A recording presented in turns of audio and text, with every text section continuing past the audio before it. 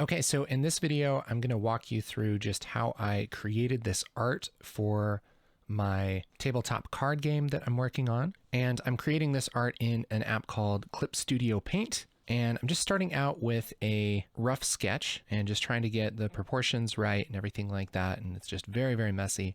And the kind of art style I'm going for is a very cartoony style with nice dark stroke. And so I'm just kind of tracing and getting the fuel tanks figured out here, adding a little bit of shading and some reflections, and just trying to work on this layer first. And then I'm doing the actual kind of gun part as a separate layer and overshooting a lot of these lines, because that's one thing I really like about Clip Studio Paint is you can overshoot those lines and then cut off the excess really easily with the vector eraser. Now I'm just filling in the different parts of the gun, and I'm just making them slightly different shades of gray just to kind of differentiate the parts, and then working on the little flame thing and making that flame a nice bright color. A flame, you always kind of start with a white and then it goes to yellow and then to orange. Now I'm working on the highlights of the metal here.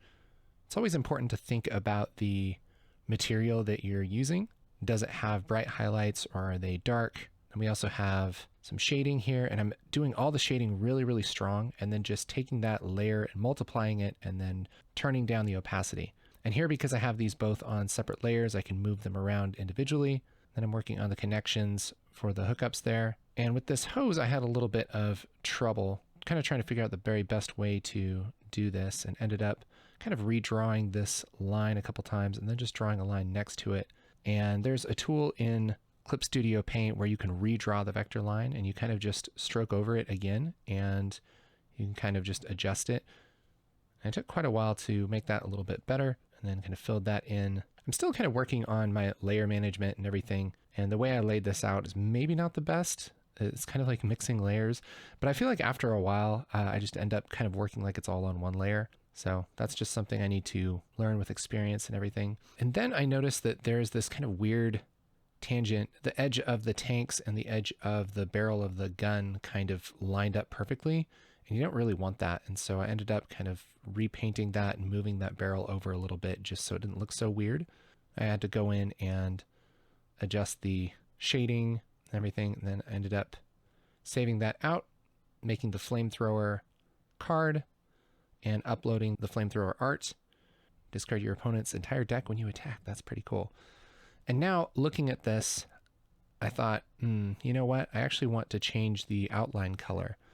And so I ended up going to the outline layer for the tank and changing that to a dark green, because I feel like that looks a little bit more rich. And the things that are gray, we can just kind of keep that dark gray outline. And then ended up putting that back into the card and looking at it in context again, adjusting that.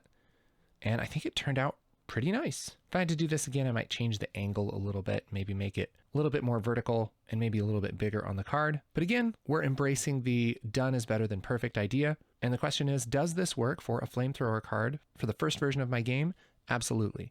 Kind of trying to come out of my comfort zone a little bit and just make stuff that is good enough the first time. That might sound like it's lazy or slacking off, but the truth is, if I can do this for every card, then I'll have a playable game that people can enjoy. And then if I want to in the future, especially after I learn a little bit more about 2D drawing and get a little bit more skilled, I can go back and switch out the art, and it's not a big deal. That's the great thing, is this isn't heart surgery, this isn't anything really serious, this is making a game. And so I'm choosing to have fun with this. I'm really excited. What do you think of this process? Let me know in the comments, and I'll be sure to share more of the progress on this game. Thank you so much. Have a good day.